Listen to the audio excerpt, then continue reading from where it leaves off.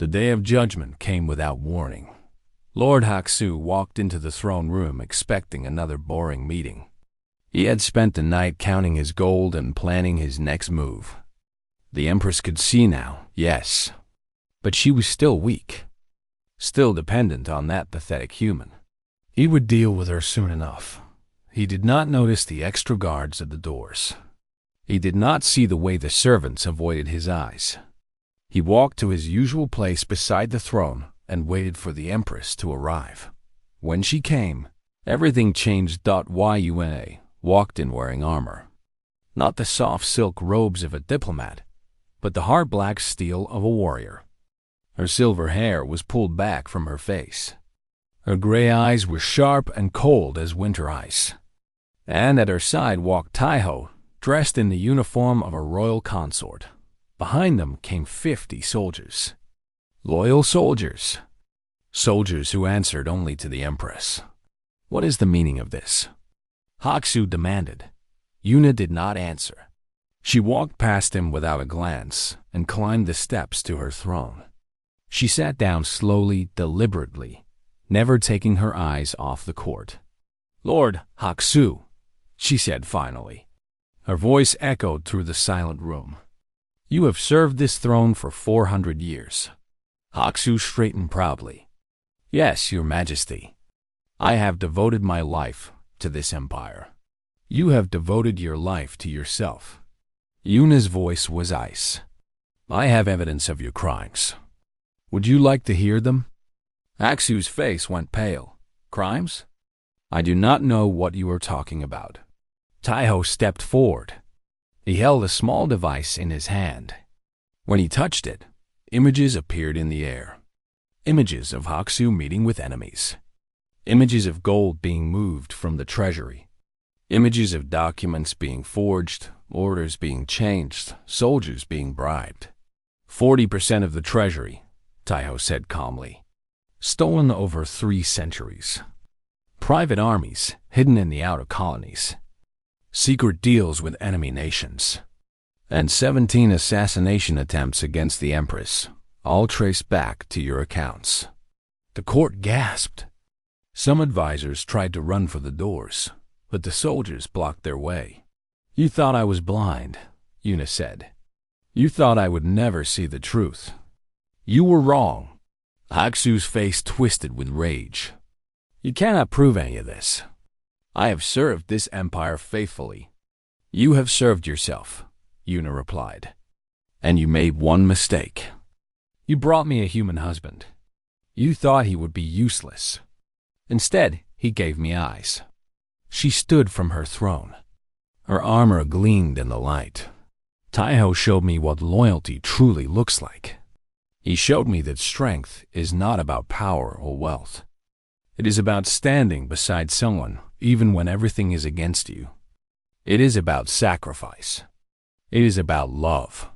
She walked down the steps until she stood face to face with Haksu. "Humans live short lives," she said. "But in those short lives, they burn brighter than stars. They love harder, fight fiercer, and hope stronger than any species I have ever known. You called them primitive. You were the fool." Haksu's eyes darted around the room, looking for allies. But everyone had stepped away from him. Even his closest supporters had abandoned him. "You cannot do this," he hissed. "I am Lord Haksu. I have connections everywhere. If you touch me, there will be war." "There is already war," Yuna said. "You started it centuries ago. I am simply ending it." She turned to her soldiers. "Arrest him, and every advisor on this list." She handed a paper to the captain. "They will face trial for treason." The soldiers moved forward. Haksu tried to fight, but he was old and soft from years of stolen wealth. They dragged him away, screaming threats and curses. One by one, the corrupt advisors were taken. General Dongsik, the spy Myre, Dr. Jungwon, who had mocked human medicine. All of them removed from power. When the throne room was finally empty of traitors, Yuna turned to face those who remained. There were not many. a few loyal servants, some honest guards, and Taiho standing beside the throne where he had always belonged. "I know you are afraid," Yuna said to them. "Change is frightening. But I promise you this. I will never again rule in blindness. Not because I can see with my eyes, but because I have learned to see with my heart." She looked at Taiho. "My husband taught me that. A human, a doctor, a man who was supposed to be insignificant." She smiled, and there was warmth in it now. He turned out to be the most important person in the galaxy. Taiho stepped forward and took her hand. He bowed to the remaining court. "I came here expecting to be nothing," he said. "A political tool. A joke. But your Empress saw something in me that others did not. She gave me a chance. She trusted me." He looked at Yuna with love shining in his eyes. "I spent my life as a doctor, healing bodies. But she healed something in me I did not know was broken. She healed my loneliness." Yuna squeezed his hand. Together, they turned to face the court. "There will be trials," Yuna announced. "There will be reforms. There will be hard days ahead. But we will face them together. All of us. As one empire." She raised her voice, letting it ring through the palace. "And let this be a warning to anyone who thinks they can deceive me. Anyone who thinks they can steal from my people or harm my family. I am no longer blind. I see everything. And I will never forgive." The court knelt. Every servant, every guard, every honest soul remaining. They knelt not out of fear, but out of respect. Out of hope. That night, Yuna stood on her balcony with Taiho. The stars were bright, scattered across the purple sky like diamonds on silk. She had seen many sunrises now, many sunsets, many wonders. But this view was her favorite. "What are you thinking?" Taiho asked. "I am thinking about the future," Yuna said. "For 300 years, I just survived. Day by day, moment by moment. I never thought about what might come next. And now?" Yuna smiled. "Now I have hope. For the first time in my life, I can imagine a future worth living." Taiho put his arm around her. She leaned into him, feeling his warmth. "We will rebuild the treasury," she said. "We will bring justice to the colonies. We will make peace with our neighbors and strength from our allies." She paused. "And we will teach the galaxy something new." "What is that?" "That humans are not primitive." Yuna turned to look at him. Her gray eyes reflected the starlight. "That humans are miracles. Small and short-lived, yes, but capable of love so powerful it can change empires. Capable of hope so stubborn it can cure the incurable. Capable of courage so bright it can light the darkest corners of the universe." Taiho smiled. "You'd give us too much credit." "No," Yuna said. "I give you exactly the credit you deserve." She kissed him softly. "You saved me, Taiho, not just my eyes. You saved my heart." "You saved mine too," he whispered. They stood together under the stars, an empress and a human, bound by something stronger than politics or power. Behind them, the palace glowed with light. Before them, the future stretched out, full of challenges and possibilities. But they were not afraid, because they had each other. And in the end, that was enough. The galaxy would remember this day. The day the blind Empress opened her eyes. The day a human doctor proved that love could conquer empires. The day everything changed. They would call it many things. A miracle, a revolution, a love story. But Yuna and Taiho simply called it the beginning of something beautiful. The surgery took 12 hours. Taiho worked with steady hands, even though his heart was racing. He had brought equipment from Earth, small machines that could see things no eye could see. He had grown the stem cells himself, carefully matching them to Yuna's unique biology. Everything had to be perfect. One mistake could blind her forever. Yuna lay on the table, unconscious. Her silver hair spread across the pillow like moonlight on water. She looked peaceful, trusting, even in sleep. She had trusted him with everything. Taeho would not fail her. Hour after hour, he worked. He removed the damaged cells from her eyes. He placed the new ones, perfectly grown, exactly where they needed to be. He used tiny tools to connect nerves that had never worked before.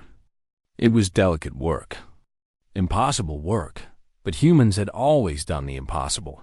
When it was finished, Taeho wrapped her eyes in soft bandages. She would need to keep them covered for 7 days while the new cells bonded with her nerves. 7 days of waiting. 7 days of not knowing if it had worked. Taeho sat beside her bed and held her hand. He did not move for 3 days. On the 4th day, Yuna woke. Taeho? Her voice was weak and rough. I am here. He squeezed her hand gently. The surgery is done. You need to rest. Did it work? Taeho hesitated. We will not know for certain until the bandages come off. But everything went well. The cells are in place. Now we wait. Yuna nodded slowly. I can feel something. In my eyes. A warmth I have never felt before. That is the cells connecting, Taeho said. It is a good sign. She turned toward him, even though she could not see. You stayed with me. Of course. The whole time? Yes. Yuna's hand tightened around his. Why? Taeho smiled, though she could not see it. Because I love you. The words hung in the air. Taeho had not planned to say them. They had simply come out, as natural as breathing. Yuna was silent for a long moment. Then, very softly, she said, I think I love you too. I have never loved anyone before. I did not know what it felt like. But when I am with you, I feel warm. I feel safe. I feel like I am not alone anymore. Taeho leaned forward and pressed a gentle kiss to her forehead. You will never be alone again. I promise. 3 more days passed. The palace was tense with waiting. Lord Haksu watched from the shadows, hoping for failure. The servants whispered prayers for success. The whole empire held its breath. On the 7th day, Taeho removed the bandages. He worked slowly, carefully unwrapping each layer. Yuna sat perfectly still. Her hands gripped the arms of her chair. Her heart beat so loud she could hear it in her ears. The last bandage fell away. Keep your eyes closed, Taeho said softly. I will dim the lights first. When you open them, look at me. Yuna nodded. Taeho lowered the lights until the room was soft and gentle. Then he knelt in front of her and took her hands. Open your eyes, Yuna. She did. For a moment, there was nothing. Just darkness. The same darkness she had known for 300 years. Her heart sank. It had failed. She was still blind. She would always be blind. But then light. A tiny spark at first. Then more. Colors bleeding into the darkness like paint dropped in water. Shapes forming blurry and strange. And then, slowly, a face. Taeho's face. He had kind eyes. Brown and warm like earth soil after rain. His hair was dark and messy. His skin was tan, with small lines around his eyes from smiling too much. He was looking at her with so much love that it made her chest ache. I can see you, Yuna whispered. Tears rolled down her cheeks. She had never cried before. She did not know tears could feel warm. I can see you, Taeho. I can see. Taeho was crying too. He pulled her into his arms and held her tight. I told you, he whispered. I told you humans could do the impossible. They stayed like that for a long time, holding each other in the dim light. But there was no time to celebrate. Not yet, because now that Yuna could see, she saw everything. Over the next few days, she walked through her palace with new eyes. And what she saw made her blood run cold. She saw Lord Haksu meeting with foreign ambassadors in secret rooms. She saw gold being carried out of the treasury in the dead of night. She saw General Dongsik giving orders that contradicted her commands. She saw servants spying and guards sleeping and advisors plotting. For 300 years, she had ruled in blindness. And for 300 years, they had stolen from her. How much? She asked Taiho one night. Her voice was quiet but dangerous. Taiho had been investigating the records. At least 40% of the treasury gone to private accounts. Some of it to fund Haksu's personal army. His personal army. Yes, he has been building forces in the outer colonies. Loyal to him, not to you. If he ever decided to move against you, he would have enough soldiers to take the throne. Yuna's hands clenched into fists.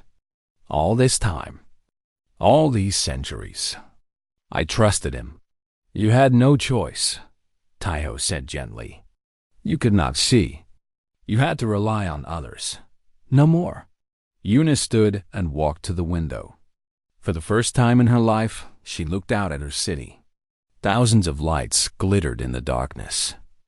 Millions of people living their lives, trusting their Empress to protect them. I have eyes now, she said, and I will use them. She turned to Taiho. Her gray eyes, once pale and empty, now burned with fire. Help me, Taiho. Help me clean this rot from my empire. Taiho smiled. It was not a gentle smile. It was the smile of a man who had watched his wife suffer for too long. With pleasure, he said. They worked through the night, making plans. Yuna had loyal guards, a few she trusted completely. She had records that Taiho had quietly gathered. She had evidence of every crime, every betrayal, every stolen coin, and she had something else. Something none of her enemies expected. She had a human at her side. Lord Haksu still thought of Taiho as a joke. He thought humans were weak, simple, easy to understand. He had no idea what humans were capable of when they fought for someone they loved. He was about to find out as dawn broke over the city. Yuna looked at the rising sun. It was the first sunrise she had ever seen. The sky turned from black to purple to gold to bright, burning orange. It is beautiful, she whispered. Taiho stood beside her, watching the light touch her face. Yes, he said. It is, but he was not looking at the sun. Taiho woke early every morning. He liked to watch the sunrise from the palace balcony. The sky of this alien world was purple and gold, not blue like Earth. The sun was larger and redder. Everything was different here, but some things were the same. People were still people, even when they had silver skin or four eyes. They still felt fear, anger, love, and hate. Taiho had learned this in his years as a doctor. Pain was universal. So was loneliness. And Empress Yuna was very lonely. In the 2 weeks since their marriage, Taiho had learned many things. He learned that Yuna woke before dawn and worked until midnight. He learned that she ate alone because no one wanted to dine with a blind woman. He learned that her servants spoke about her in whispers, as if she were already dead. He learned that she had been fighting alone for 300 years. This morning, Taiho found her in the throne room. She sat very still, listening to reports from her generals. A war was brewing in the eastern colonies. Ships were being destroyed. People were dying. We must send the third fleet, one general said. His name was Dongsik, and he was loyal to Lord Haksu. They are our strongest force. Yuna tilted her head. And leave the capital undefended? The capital is safe, Your Majesty, Dongsik said smoothly. No enemy would dare attack here. Taiho stood in the corner, watching. He was not allowed to speak in council meetings. He was just a human, after all. But he could see what Yuna could not. He could see the smirk on Dongsik's face. He could see the way Lord Haksu nodded in approval. They were planning something. After the meeting, Taiho followed Yuna to her study. She moved without help, her fingers trailing along the wall. She knew every step, every corner of her palace. But outside these walls, she was helpless. That was why her advisors kept her here, trapped in golden chains. "You are angry," Yuna said without turning around. Taiho blinked. "How did you know?" "Your breathing is faster. Your footsteps are heavier." She sat at her desk. "What troubles you?" Taiho hesitated. Then he said, "General Dongsik was lying." Yuna's pale eyes turned toward him. "How do you know?" I watched his face. When he talked about the Third Fleet, he smiled. It was small, but it was there. Taiho paused. "I think they want the capital undefended. I think they are planning something." Yuna was quiet for a long moment. Then she said, "You are brave to tell me this. Most people would stay silent." "I am your husband," Taiho said simply. "Even if only in name." Something flickered across Yuna's face. Pain, perhaps. Or surprise. "In name," she repeated softly. "Yes, that is all this marriage is supposed to be." Taiho stepped closer. "It does not have to be." Yuna turned away. "You do not understand. I am an empress. I cannot afford weakness. I cannot afford to trust." "Trust is not weakness," Taiho said. "My grandmother used to say that trust is the first step toward strength. We cannot carry everything alone." Yuna's hands tightened on her desk. "Your grandmother sounds wise." She was. Taiho smiled sadly. "She died when I was 20. She was 89 years old. To your people, that is nothing. To humans, it is a full life." Yuna considered this. "You live such short lives. How do you bear it?" "We learn to value every moment," Taiho said. "Every sunrise, every cup of tea, every conversation with someone we care about." He paused. "That is why I do not want to waste this time with you. I want to help you, if you will let me." Yuna was silent. Then she said, "Why?" "I have nothing to offer you. I am blind. My empire is crumbling. My own advisors wish me dead." Taiho thought carefully before answering. "When I first came here, everyone told me you were weak. They said you were just a symbol, a figurehead. But I have watched you for 2 weeks. I have seen you work without rest. I have heard you make decisions that save thousands of lives. I have noticed how you remember every voice, every name, every detail." He stepped closer. "You are not weak, Yuna. You are stronger than anyone I have ever met." Yuna's eyes widened. No one had called her by her name alone in centuries. Always Your Majesty, or Empress, or the Blind One. Never just Yuna. "You are strange," she whispered. "I know," Taiho said cheerfully. "Humans usually are." For the first time since their wedding, Yuna laughed. It was a small sound, rusty from lack of use. But it was real Dot from that day forward. Taiho became her eyes. He attended every meeting with her, standing in the corner where no one noticed him. He watched faces, read expressions, noted every glance and gesture. Then, in private, he told her everything. Lord Hatsu touched his ring when he lied about the treasury, Taiho reported one evening. "He does it every time. It is his tell. And General Dongsik?" "He avoided looking at the map when discussing the Eastern Front. I think he is hiding something about our losses." Yuna nodded slowly. "You see so much." "I was trained to observe," Taiho said. "Doctors must notice small changes. A slight tremor in the hands. A change in skin color. These things can mean life or death." "And what do you observe about me?" Yuna asked quietly. Taiho was quiet for a moment. Then he said, "You are tired. You have not been sleeping well. You eat very little, and you work too hard. Your shoulders are always tense, and sometimes your hands shake when you think no one is watching. Yuna's breath caught. No one had ever seen her so clearly. You need rest, Taiho continued gently. Even empresses need rest. I cannot rest, Yuna said. If I stop, even for a moment, they will destroy everything I have built. Taiho moved to her side. Then let me help carry the burden. You do not have to do this alone. Yuna turned toward him. Her pale eyes were wet with tears she refused to let fall. Why are you so kind to me? No one is kind to me. Taiho reached out and took her hand. Her skin was cool and smooth, like polished stone.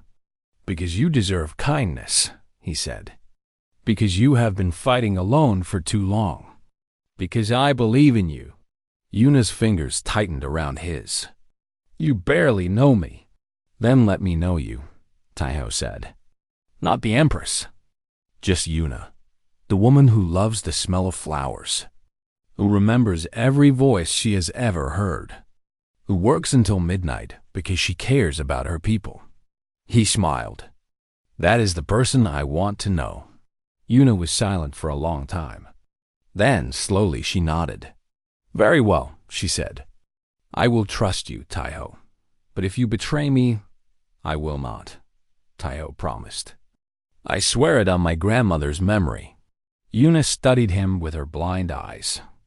Then she said something she had never said to anyone in 300 years. Thank you. Outside the study, pressed against the wall, a servant listened. Her name was Mei, and she worked for Lord Haksu. She had heard everything. She hurried through the dark corridors to Haksu's chambers. The old lord was waiting. Well? He demanded. The human is becoming a problem, Mei reported. He is teaching her to see through him. He watches everything and reports to her. Haksu's face twisted with anger. A primitive human, ruining everything. He slammed his fist on the table. We must remove him. But carefully. The Empress must not suspect. How? Mei asked. Haksu smiled coldly. Every human has weaknesses. We just need to find his. 3 months had passed since the wedding.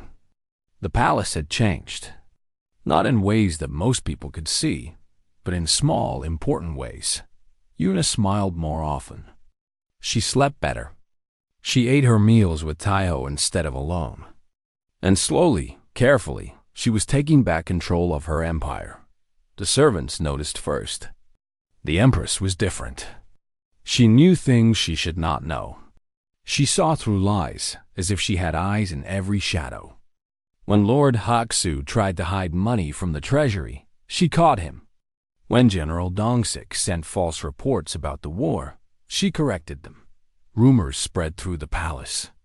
Some said the human had magic. Others said he had poisoned the Empress with strange earth drugs. A few whispered that maybe, just maybe, he actually loved her. Lord Haksu heard all these rumors, and he grew more desperate every day. One evening, Taiho sat in the palace library, reading. The books here were not made of paper. They were thin sheets of crystal that glowed with words when touched. He was studying the medical history of Yuna's species. He wanted to understand her better. That was when he found a dot. It was buried in an old medical text, written 500 years ago. A condition called birth blindness. It was rare among Yuna's people. The eyes formed wrong in the womb, leaving the person without sight. There was no cure. At least, no cure that her people had ever found. But Taiho was not one of her people. He was human. He read faster, his heart beating hard. The condition was caused by damaged cells in the eyes.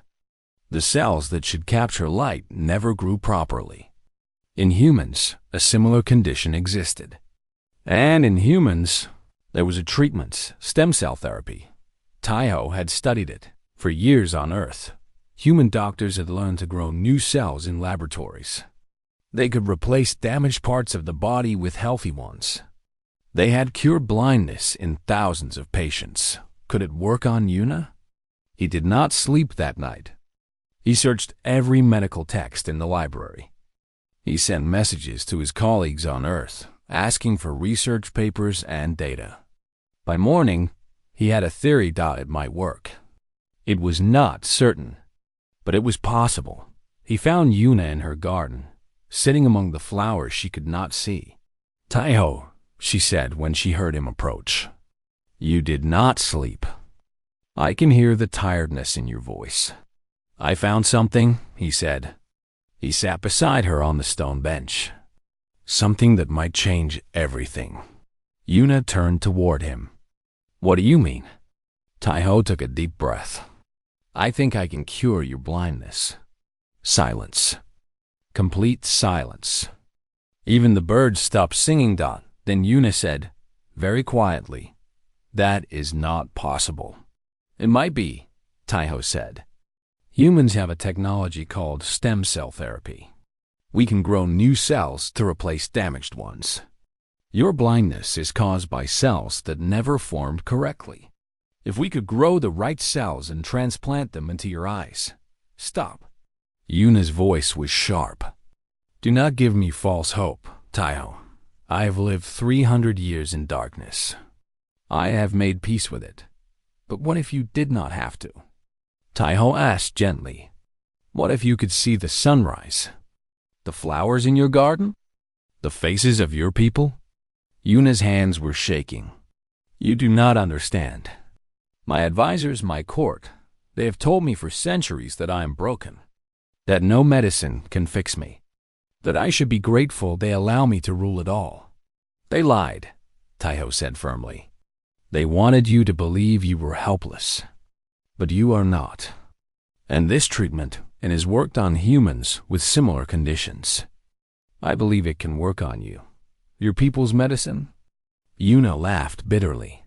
"The court will never allow it. They think humans are primitive.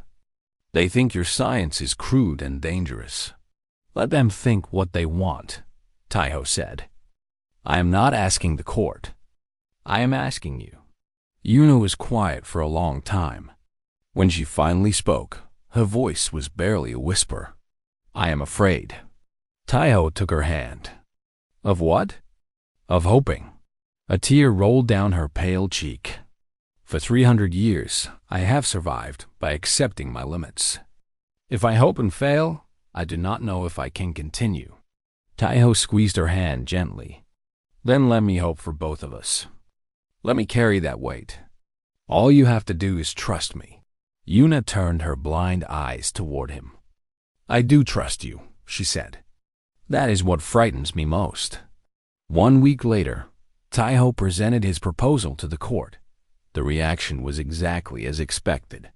"Impossible," Lord Haksu declared.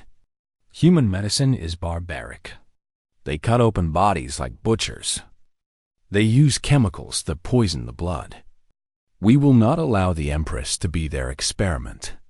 "I agree," said General Dongsik. "This is clearly a plot. The human wants to harm Her Majesty." Other advisors nodded. Some laughed openly. A doctor named Zhengwan, who had served the palace for 200 years, stepped forward. "I have studied human biology," he said with contempt. "Their bodies are weak and fragile. Their science is centuries behind ours. To suggest that they could cure something our greatest doctors have failed to treat, it is insulting."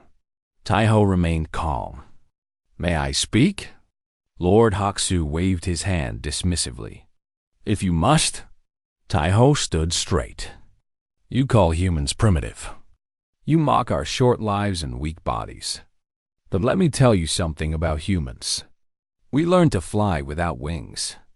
We split the atom and touched the stars. We cured diseases that killed millions. And we did all this in just a few thousand years." He looked around the room. "Your empire is ancient. Your technology is advanced. But you have grown comfortable. You stopped looking for answers because you believed you knew everything." The court was silent. No one had ever spoken to them like this. "Human medicine is not magic," Taiho continued. It is science. It is trial and error. It is a million failures leading to one success. I cannot promise this will work, but I can promise that if we do not try, we will never know. He turned to Yuna, who sat on her throne, listening to every word. This is your choice, Your Majesty, not theirs. You are the Empress. Your body, your eyes, your future, it belongs to you and no one else. The room exploded into arguments. Advisors shouted at each other. Lord Haxu's face was red with anger. But through all the noise, Yuna remained still. Then she raised her hand. Silence fell instantly. I have made my decision, she said. Her voice was calm and clear. I will undergo the treatment. Your Majesty! Haxu stepped forward. This is madness. You cannot trust this human. Yuna turned her blind eyes toward him. I have trusted you for 300 years, Lord Haxu, and in all that time, you have never once tried to help me. You have only tried to control me. She stood, tall and proud. Taiho has been here for 3 months, and in 3 months, he has shown me more kindness than you have in 3 centuries. Haxu's face went pale. The surgery will proceed, Yuna declared. Any who interfere will be charged with treason. She reached out her hand, and Taiho took it. Come, husband. We have work to do. They left the throne room together. Behind them, Lord Haxu stood frozen. His plans were crumbling. His control was slipping away. He had wanted the human to be a joke. Instead, the human was becoming her salvation. This is not over, Haxu muttered to himself. If she gains her sight, I lose everything. He turned to Mireille, who waited in the shadows. Contact our allies. If the surgery succeeds, we must be ready to act. And if it fails? Mireille asked. Haxu smiled coldly. Then we let the Empress blame her precious human. Either way, we win. The throne room was silent. Thousands of candles burned along the walls, but Empress Yuna could not see their light. She had never seen light. She was born blind, and in her empire, blindness was the greatest shame. Yuna sat on her throne made of black stone. Her silver hair fell past her shoulders. Her eyes were pale gray, like morning fog over a cold river. She was beautiful, but her people did not care about beauty. They cared about power. And to them, a blind empress was a weak empress. Your Majesty, said a voice. It was Lord Haxu, her chief advisor. He was an old man with a sharp tongue and sharper ambitions. The Galactic Council has sent their decision. Yuna did not move. She already knew what they would say. War was coming. The outer colonies were rebelling. Enemy ships gathered at her borders. And her empire was tired of fighting. They demand a political marriage, Haxu continued. His voice carried a note of satisfaction that he tried to hide. To secure peace with the Human Federation, the court whispered. Yuna heard every word. That was her gift. She could not see, but she could hear better than anyone. She heard the rustle of silk, the beating of hearts, the tiny sounds of disgust and amusement. A human, someone muttered. They are sending her a human. Yuna kept her face calm. Inside, she felt cold. Humans were considered primitive by most alien races. They lived short lives.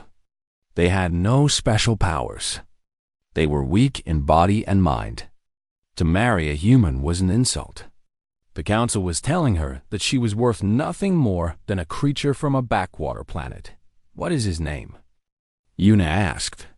Her voice was soft but clear. Haxu paused. He had not expected her to ask. His name is Taiho, Your Majesty. He is a doctor. A scientist. A doctor. Yuna smiled, but there was no warmth in it. Not even a warrior. No, Your Majesty. Not a warrior. The court laughed. Yuna heard them and remembered each voice.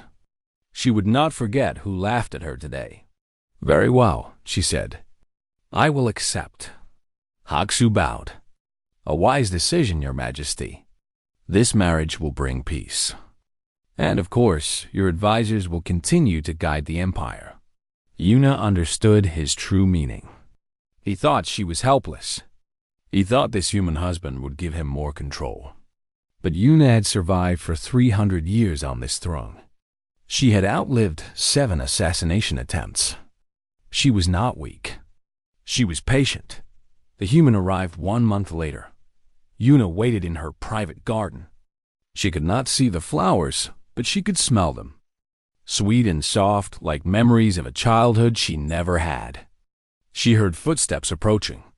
They were light and careful. "Uncertain, Empress Yuna?" The voice was different from what she expected. It was warm. There was no fear in it, no disgust. Just curiosity. "You are Taiho," she said. "Yes." He stepped closer. She heard his breathing. It was steady. "I was told you would be here. Your garden is beautiful. Is it?" Yuna tilted her head. "I would not know." There was a pause. She expected pity. Everyone gave her pity when they learned she was blind.